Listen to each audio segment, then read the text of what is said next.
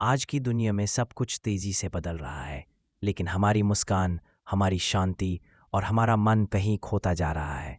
Social media पर सब कुछ दिखते हैं, लेकिन असल में आधे से ज्यादा लोग अंदर ही अंदर टूट रहे हैं। ये टूटन ही है जो धीरे धीरे बन जाती है डिप्रेशन। आज हम इस एपिसोड में समझेंगे ये डिप्रेशन आता क्यों है, इसके पीछे का मनोवैज्ञानिक और आध्यात्मिक सच क्या है, और कैसे श्री कृष्ण की गीता हमें इस अंधेरे से बाहर निकाल सकती है।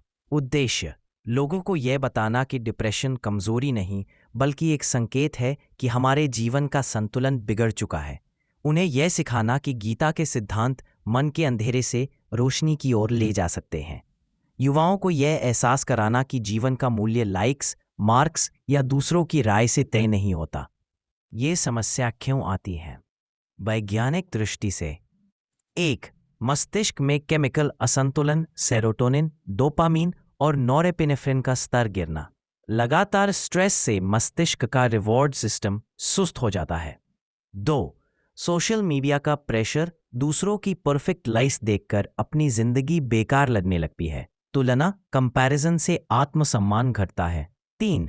अकेलापन और सपोर्ट सिस्टम की कमी। शहरों में रहते हुए भी लोग कनेक्टेड नहीं, बस कांटेक्ट में हैं। दोस्त, परिवार और वास्तविक बातचीत कम हो गई है।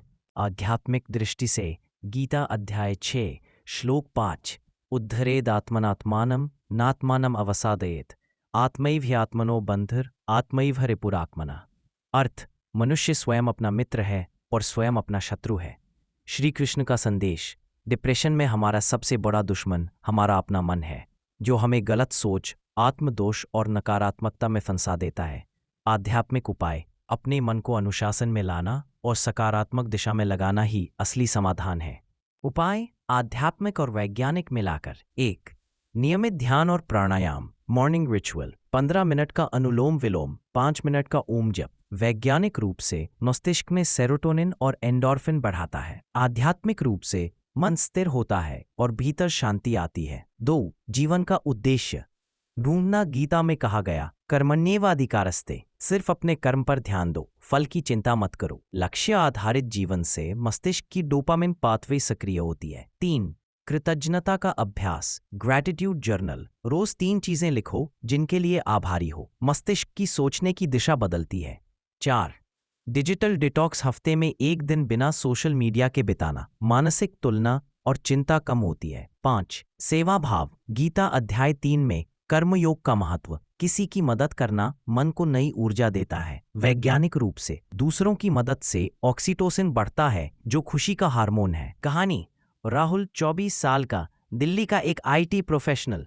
सब कुछ था, अच्छी सैलरी, गाड़ी, घर, लेकिन अंदर से खालीपन। धीरे धीरे डिप्रेशन में चला गया।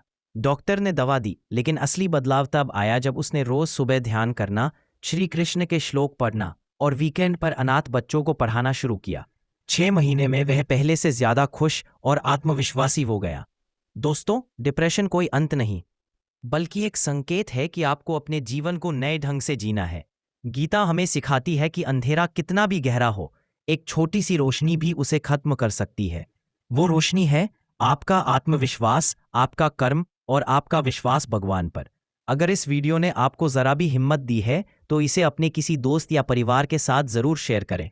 हो सकता है आपकी ये एक क्लिक किसी की जिंदगी बचा दे। और ऐसे ही जीवन बदलने वाले संदेश पाने के लिए सनातन विचार को सब्सक्राइब करें और बेल आइकन जरूर दबाएं। जय श्री कृष्ण।